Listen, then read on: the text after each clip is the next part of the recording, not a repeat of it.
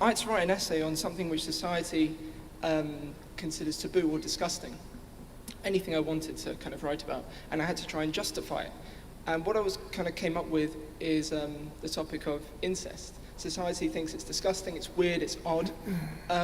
So this is my question really, and I talked about this in my essay. Two sisters.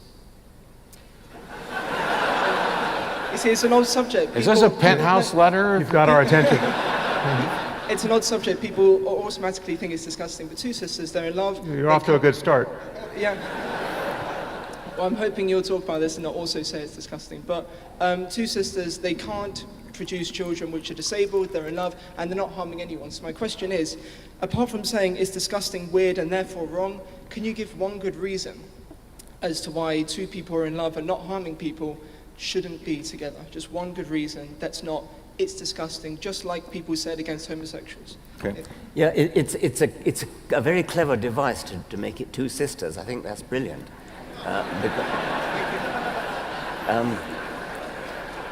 And I think that this beautifully points up the difference between absolutist morality, where you just say it's disgusting, the yuck factor, and utilitarian or consequentialist morality. I think you're absolutely right. I can see no reason at all why these two sisters shouldn't marry if they want to. It's another great clip. I suppose I think that stands. Yeah. That's going to be great on YouTube, Richard. We could make it better by just agreeing with him.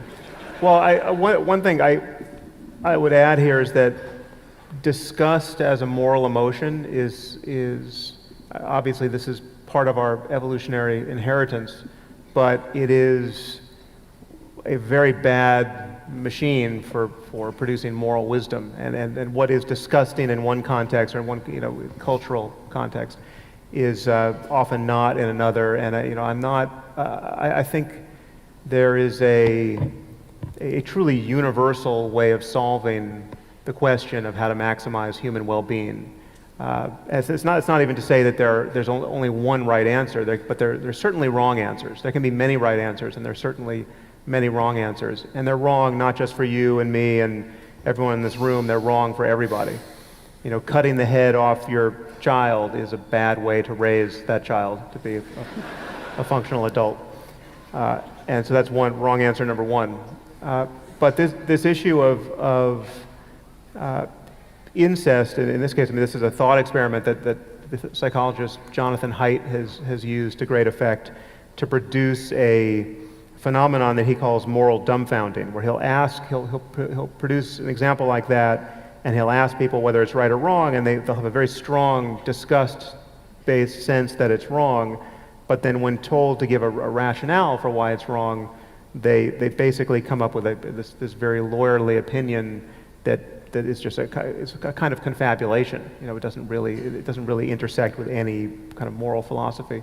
I think one other consequentialist point I would make is that in the local case, it might well be not wrong for two people who can't have kids and can't suffer in any way to be, prosecuting their taboo love for one another. But I think part of the consequences are just what happens to society, what happens to other relationships, what happens. You're in dialogue. You're not in a moral solitude usually with your behavior. And so another example is why when someone dies, why don't we just chuck their body in the garbage, right? So it's all the same to them. There's no one to suffer that desecration. But the point of treating a dead body well is because of all the good it does for the living, right? The way it honors our relationship with the people we still love and have spent our lives connected to. So, not just the people in their life, but that individual as well. This question's come up to me. Yeah. Sam and I advocate for very almost identical versions of consequentialism. If you live in a society where you know that there's a likelihood that your body's just going to be thrown in the trash, or that your organs are going to be farmed out, and this isn't what you want, you have a particular view. This diminishes the quality of your life while you're living. If you live in a society where you understand that we're going to respect the wishes of people after they're dead, this increases the well-being of your life while you're living. That is not inconsequential. That's something that you have to consider. It's not just about the other people in their life, it's about the quality of your life leading up to your death. If you were living in Logan's Run and you knew the secret, oh, sorry, spoiler, they're going to be killed.